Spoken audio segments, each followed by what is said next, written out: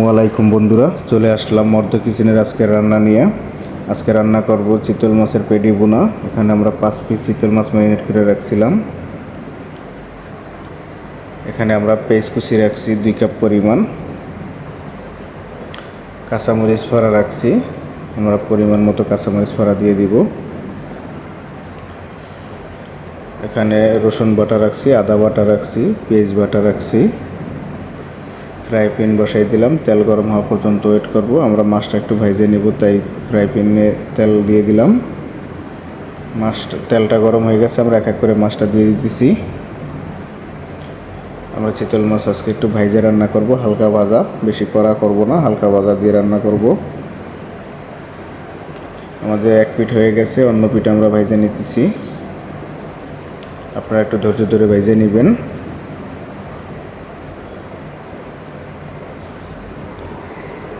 আমাদের প্রথম যে 3 পিস মাছ দিয়েছিলাম, মাছ 3 পিস হয়ে গেছে, তুলে নিতেছি। আরও 2 পিস মাছ বাকি আছে, ওই 2 পিস এখন আমরা ভেজে নিব।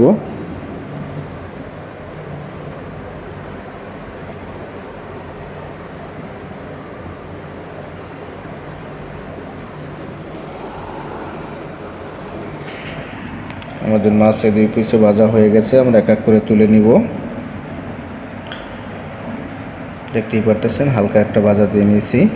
এখন আমরা কড়াই বসাই দিব। কড়াইটা গরম হওয়া পর্যন্ত একটু ওয়েট করব। কড়াইটা গরম হয়ে গেছে, এখন আমরা মাছ ভাজার যে তেলটা রাখছিলাম তেলটা দিয়ে দিব। আপনারা চাইলে ফ্রেশ তেলও দিতে পারেন, আমরা মাছ ভাজার তেলটা অ্যাড করছি, ফ্রেশ তেলও কিছুটা দিয়ে দিব। পেঁয়াজ কুচি রাখছিলাম 2 কাপ পরিমাণ, পেঁয়াজ কুচি দিয়ে দিলাম। এখন আমরা এখানে হালকা একটু ফ্রেশ তেল অ্যাড করব, কারণ আমাদের ওই তেলে হবে না, তাই হালকা একটু ফ্রেশ তেল অ্যাড করে দিলাম। এখন পেস্টটা ভালো মতো ভুনে নিতে হবে।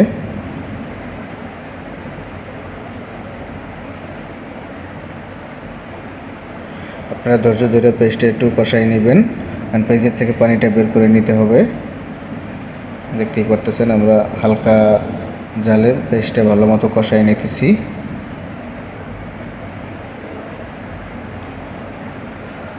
আমরা এখানে হালকা একটু পানি অ্যাড করে দিব, যেন পেস্টে না পুড়ে যায়। মরিচের গুঁড়ো দিয়ে দিলাম 4 চামচের 2 চামচ। হলুদের গুঁড়ো দিয়ে দিব 4 চামচের 1.5 চামচ।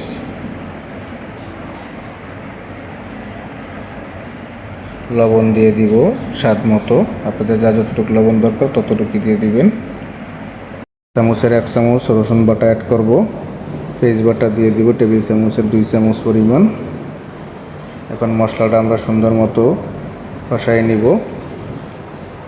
পেঁয়াজের থেকে পানিটা না বাইরের পর্যন্ত আমরা কষাই নিব।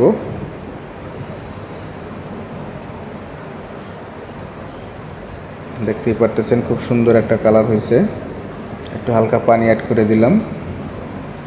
মশলাটা পানিটা দিয়ে আবার সুন্দর মতো আমরা কষাই নিব।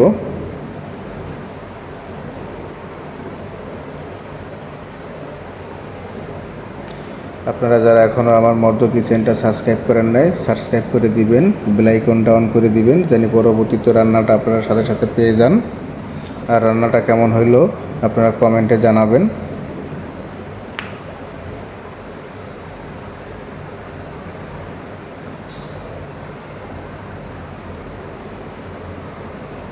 দেখতেই পারতেছেন পেঁয়াজের থেকে তেলটা বের হয়ে আসছে, তার মানে পানি শুকিয়ে গেছে। আমরা আরেকটু ভেজে নিব, সুন্দর মতো আরেকটু ভুনে নিতে হবে। বোনা হয়ে গেছে, পানি অ্যাড করে দিলাম।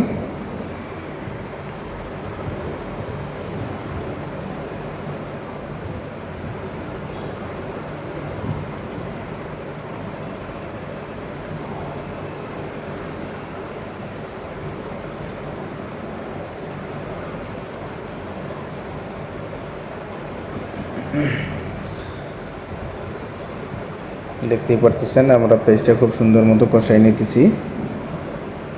মশলাটা যেন কোনো গন্ধ না থাকে, তাই আপনারা বারে বারে কষাই নেবেন। মশলায় যদি গন্ধ থাকে তাহলে আপনাদের এত কষ্ট সব বিফলে চলে যাবে। তাই ধৈর্য ধরে আপনারা সুন্দর মতো মশলাটা কষাই নেবেন। দেখতেই পারতেছেন আমরা মশলাটা কষাই নিতেছি। এখন আমরা যে চিতল মাছ রাখছিলাম ভাইজে এটা এক এক করে দিয়ে দিব।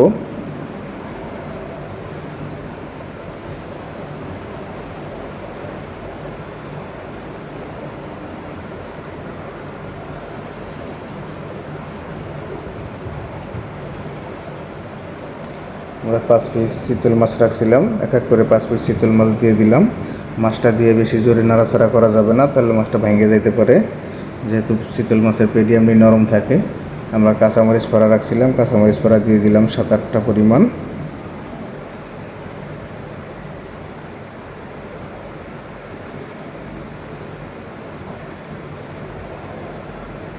খুব সুন্দর একটা কালার আসছে, কালারটা দেখতে খুব ভালো লাগতেছে আমার কাছে। আপনাদের কাছে কেমন লাগতেছে আপনারা অবশ্যই জানাবেন কমেন্টে।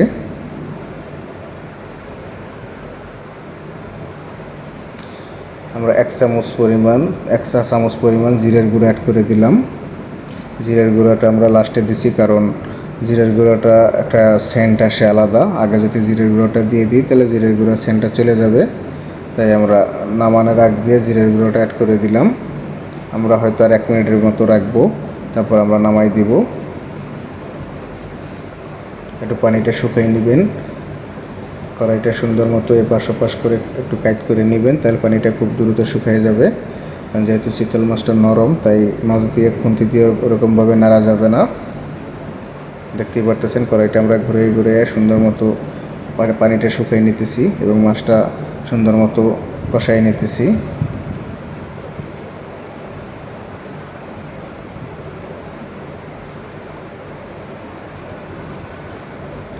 আপনাদের কার কীরকম লাগলো রান্নাটা আমাদেরকে জানাবেন কমেন্টে। আপনারা কমেন্ট করলে আমার পরবর্তীতে ভিডিও করার জন্য আমাদের উৎসাহ জাগে। আপনারা অবশ্যই কমেন্টে জানাবেন। আমাদের রান্না প্রায় শেষ, আমরা এখন চুলার জালটা বন্ধ করে দিব। আমাদের রান্না শেষ। সবাই ভালো থাকবেন, সুস্থ থাকবেন, বাচ্চাদেরকে বাড়িতে বসে রান্না করে খাওয়াবেন। আল্লাহ হাফেজ।